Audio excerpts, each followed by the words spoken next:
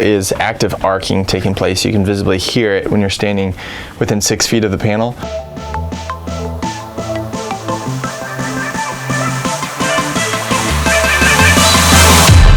Hey, it's Joel Walsman, CEO, Master Electrician of Jefferson Electric. Today we're actually on Jefferson Avenue. This is where it all started over a decade ago. We're at a former neighbor's house, and there's some code and life safety issues going on inside, so we are here to help. This is a rent to own. The homeowner is the occupant, and they are responsible for the repairs, and it's quite a heavy lift. Interestingly enough, we're on the east side of Indianapolis, 46201 zip code. This used to be the murder capital zip code of the Midwest. And that was my house. I think what we're gonna start with is we wanna get like the big picture of just the electrical items today and just see what your greatest needs are, what the greatest code issues are that might compromise safety, and then Cliff and I are going to get started on working on those things with your permission. So we'll just be in communication and is it okay if we walk through the house to get the assessment first? Okay. As we identify things, solidify our game plan, we'll come back to you. Might need to move some things to get access and start working on things, but our goal is just leave it better than we found it. Sound good? Yes. Okay, awesome. I appreciate that. Okay, super.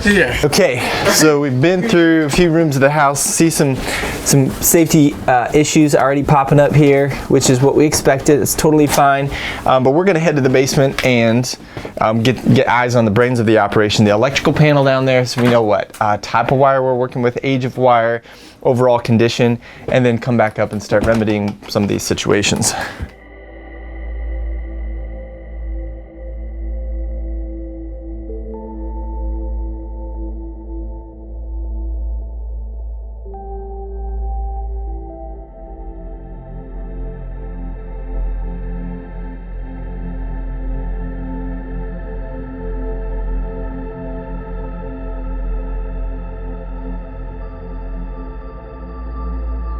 I'm going to start on the electrical panel.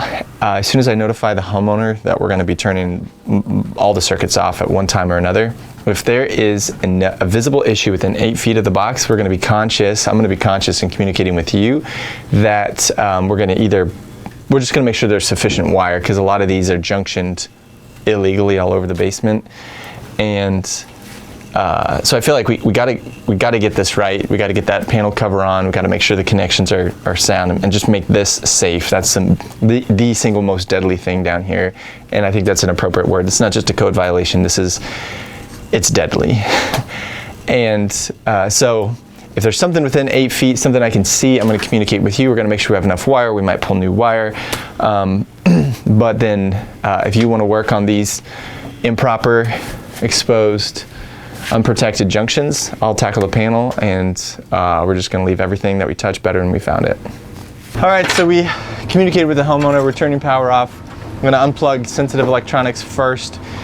We've got loose neutrals. Things could get damaged. So like there's a flat screen TV that's now off and unplugged. We're going to interrupt the cycle of laundry that she's got running on the washer and dryer. So that's going to have to get restarted after we're done addressing things here. I'm just going to get real aggressive and just start ripping into this. The main conductors at the top are loose right now. We've got a loose neutral that's visibly arcing right there. When we shut off the lights, it's creating light. We can hear it. We've got double tapped breakers here. Cliff, do you know if there's a main disconnect outside? I'm not sure. All right. Anything outside? We're gonna check outside, see if we need to separate neutrals and grounds in here. Okay, I can do that. Muchas gracias. We do have a main ground. That's good. We'll make sure that's tight.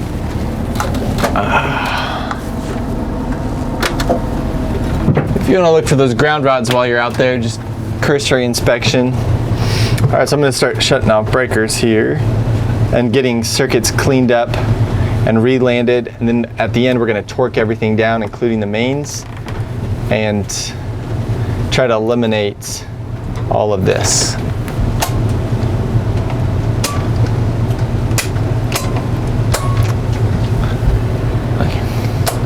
I can leave our modest basement lights on.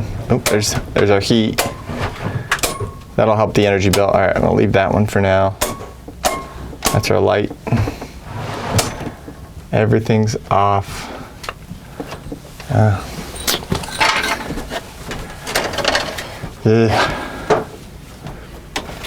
Now I'm looking for anything that's really, I know this is all abnormal, but what I'm looking for is abnormalities like maybe whites that are landed on breakers where there's a hot neutral reverse potential, or just things that could get something into trouble when we go putting it back together, or blacks that are landed on a neutral bar, or just quirky stuff that's gonna potentially cause big issues.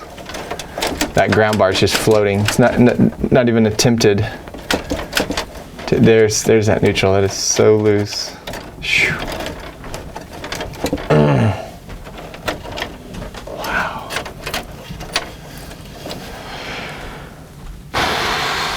Okay, I think we're good to take this apart.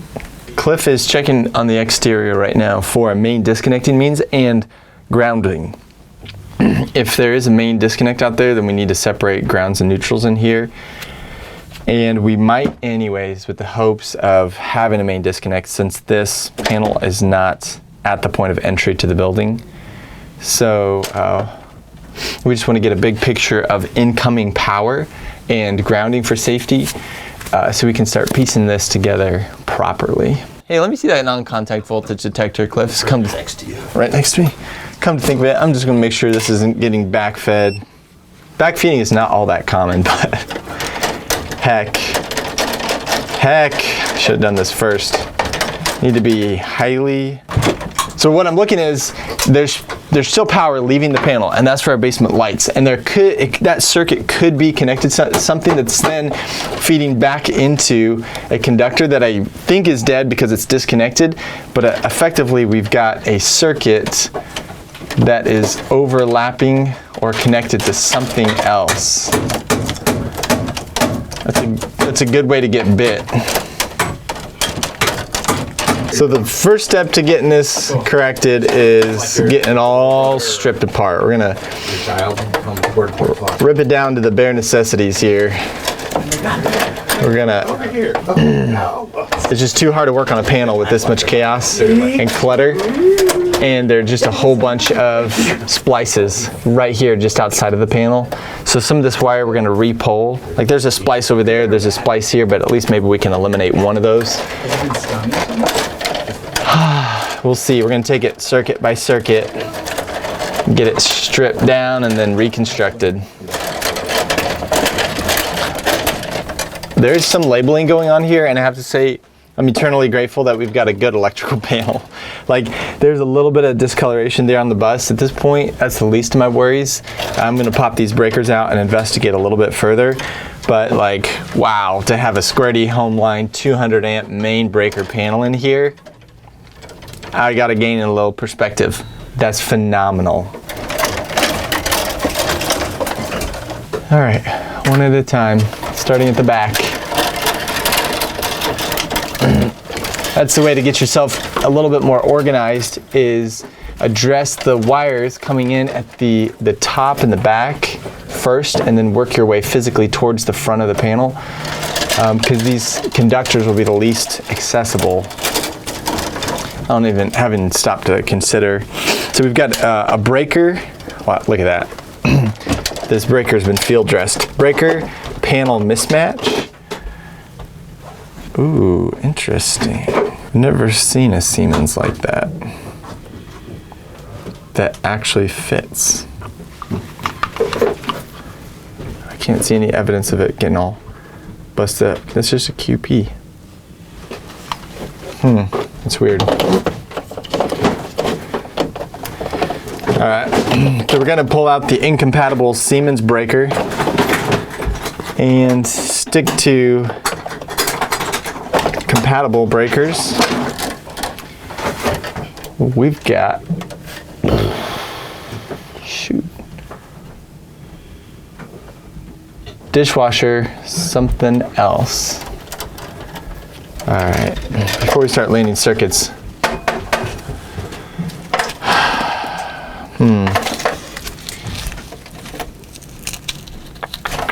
2, 4, 6, 8, 10, 12, 14, 16, 1, 2, 3, 4, 5, 6, 7, 8, 9, 10, 11, 12, 13, 14, 15. It's gonna be short.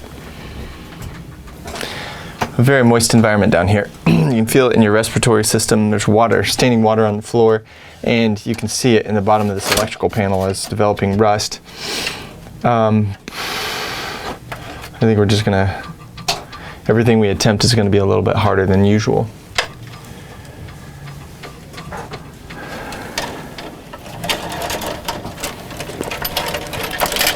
All right, so there's a junction, and there's a junction. And ask ourselves, what's the easiest? We've got this junction twice, and then goes in there. So we could pull this up, set one junction, do them both. Let's do that. Let's do that. So Cliff is going through the basement and he's cleaning up these open splices. It looks like someone took just a bunch of leftover 4 and 5 foot lengths of wire and just strung them together, one right after the other. Frequently no junction boxes, no connectors, thankfully, mostly wire nuts. Or this place probably would have already gone up in flames. So look at the wire nut on the right. See that bulge in the ribbed region?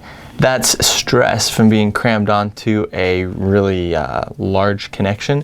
The wire nut on the left is the repose condition. Yeah, this electrical is wet over here. It's dripping. The plumbing's let loose over there. There's a broken plumbing joint over here. It's not all flowing downhill, and I don't know exactly where the water's coming from, but it's probably that, which the kitchen's above that, so. If the electrical is any indication, there are multiple issues with the plumbing as well. All right, we're making progress. I'm starting to feel better about this. The left side has been cleaned up, terminated. We've got wires landed on the right size breakers. We still have open knockouts to close. We need an extension ring, cover, staple these up, but it's one thing at a time. We've got the whole right side now to terminate, and I'm feeling progressively less overwhelmed, to be honest. We've got a 4 square J-box. These are the building block backbone of America. We're gonna staple the wire within 12 inches of the connector. We're gonna put an extension ring on that because there's a total of 6 cables in this box and it's overfilled, so just give a little bit more room for that to breathe. And we've got wire nuts on all our connections. Interesting to note, we have both 14 and 12 gauge circuits in this box. I terminated one conductor, one grounding conductor from a 12 gauge circuit to the ground screw on this box, and that would be more appropriate than the 14 gauge conductor because you want to ground to the highest circuit capacity present. We've got more sloppy junctions wiring that's just lying on the floor of the crawl space. There's construction debris that is on top of the wiring. It's just deteriorating in that moist environment on the dirt. Trying to figure out a game plan to reasonably correct this. So power's starting to come back on. Things are looking better. Tackle these circuits here. We've got a couple just still lying around that need to be taken care of. Got these here. This is what it was. Now that power's back on, let's start rechecking to make sure everything's still in a. Oh. Nope. Just picking up. Make sure everything's still in a de-energized state here. Oh, come on, man.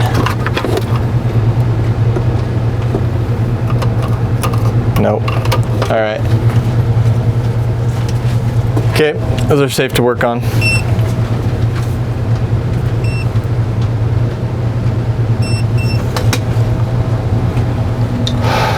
We'll do this one next. All right, I'm feeding a new wire through to Cliff. So We're gonna pass it through the crawl space and refeed that circuit. Eliminate, what, 2 junctions? Actually, no, eliminate a total of 4 improper junctions.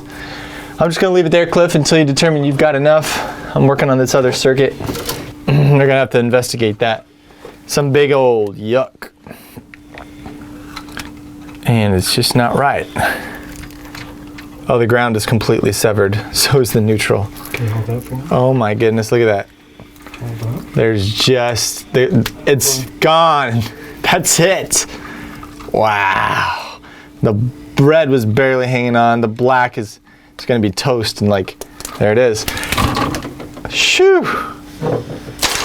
Well, that's disappointing. I didn't bring any 10-3 with me to make up into the panel. I could put it right there. You can make it work. I'm gonna check that way and see how much wire I can free up, what it's going to. Maybe it's not in use. Maybe I'll get lucky and I can just box it, safely terminate it, and ignore it. I doubt that. Shh, probably the dryer. I bet it's the dryer. Deep, deep sigh. Oh, and then there's this. Probably the air conditioner. Poor Cliff back there just got shocked on the neutrals. The circuit it's shared. Somebody tied neutrals in downstream, one circuit to another circuit, and you can do that with grounds. You can't do that with neutrals. Well, we were concerned about backfeed, and Cliff found it. He got shocked on a neutral that should not have been live. So the concern's been validated. Unfortunately, we didn't catch it before we got shocked. Sorry, Cliff. I wasn't laughing at you. I was laughing with you. All right. So this is kind of interesting here. There's something you can learn. This 10-2 wire is very typical for what air conditioners use. The wire new within the last, 20 years, give or take, is going to be orange. Some of the older wire could be white, maybe black. You're going to get in this case, two hot conductors that are probably going to land on a 2-pole 30 amp breaker, but you have to check your air conditioning unit to make sure that you don't go above or below the max rating listed on the tag on the unit. So we've got ground and 2 hots. There's no neutral to an air conditioner. And by code, you've got to label the white one that's being used as a hot conductor with some kind of permanent means. In a controlled situation like this where you're not exposed to weather and elements, electrical tape would be generally permitted by the authority that has jurisdiction, aka your building inspector. Sharpie, something of that nature would also work. We're gonna get this stapled up. We're gonna get this, we're getting this buttoned up. I'm trying to figure out what to do. It's really annoying me. I don't have any 10-3. It could reach to the breaker, but it would just be flying across the crawl space like this. Technically, I could argue if I support it here and it's supported there, it's within every 4.5 feet, it's just ugly. Torquing down the terminals. Too tight is as bad as too loose. We just want things to be right. At the beginning, we had that arcing neutral that was just sitting there and sizzling. There wasn't any smoke coming off it, but it was visibly arcing. So we're going to shut off power yet again as we run the torque screwdriver through everything, get it snugged down, and we're going to pull the meter and snug those mains too. So Cliff is out grabbing a couple things. We need some KO closers. 15 amp breaker to swap that one out. That's just provisional 20 amp that's in there now. And we're going to tighten down all these breakers. We've tested the dryer. It's fired back up again. We don't know what the other 2-pole 30 goes to. We've got dryer, water heater, so we need to investigate that still. So I'm just trying to button up the loose ends down here, but it's not beautiful. But the reality is we may have addressed all of the known, accessible, visible code violations in this basement. There it is. Rusty is all get out, but it's there. So something that's interesting here, this happens all the time. We don't have it fully depicted in this scenario, but the notch right here that runs up through tabs 1, 2, 3, 4, 5, I should say stabs, 5 stabs. Those notches allow for tandem, piggyback, or space saver breakers. That's all one and the same. They just have different names. But these tabs right here, they're not notched. They're solid tabs, notched, solid. So the notched ones allow for the tandems. The not notched stabs do not allow for the tandems. And so you'll find that there's tandem breakers will fit on the bottom 5 spots on each side, but not above that. And if you're going to make them fit above that to try to get a little extra space, you're going to have to field dress or jerry rig those breakers, which is obviously absolutely a no-no. So that's just a little tidbit about the stabs. Bottom 5 each side, Square D and other brands, it's real common for what's called a 30-40 panel. 30 is 30 spaces, that's 15 on each side. 40 is the max number of circuits. By the time you put those piggybacks here on the bottom, now you have a max capacity of 30 spaces, 40 circuits, as according to the panel's design. Now this is totally uninsulated, so what I'm going to be really concerned about is touching the live terminals and then conking the side. All right, you guys are freaking out right now. Go ahead, do your thing, comment below. Happy to engage. You might be right, I might be wrong. But we have an unsafe condition. I could have planned ahead, right? I could have called the utility. I totally could have. You're totally right. The meter cabinet's locked. We're not going to open it and pull the meter. We're just going to torque it with hot work gloves on and hope nothing sparks or arcs. If it does, we'll catch it on camera. You're welcome to join us.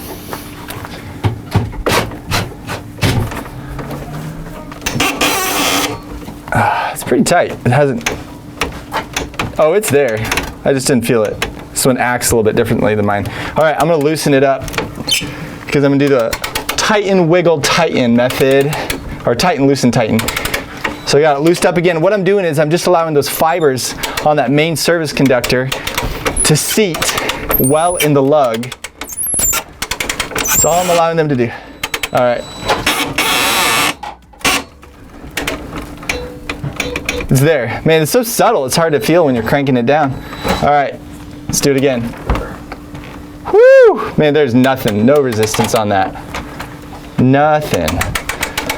What happens when you have a loose connection is you're going to have resistance. Resistance means heat. Heat means the potential for failure and fire.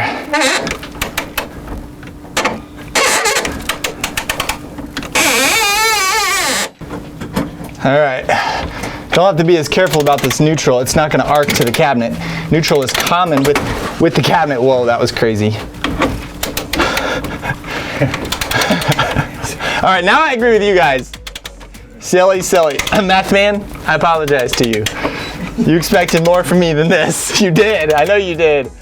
But you're getting used to it. Maybe you'll elevate me to a higher standard. And together we'll elevate everyone else. All right. Tighten, wiggle, tighten. Got to get those things seated in there. A properly tightened connection shouldn't be scarred. The terminal shouldn't be scarred. Shouldn't be any stripping. Using the right tool, fully seated. What a day. We've been working in the dungeon. This thing was a mess when we started. It's been cleaned up. We had open junctions everywhere. Cliff took care of buttoning those up. My forearms are tired. My shoulders are tired. The place is still a mess. But it's a much, much safer mess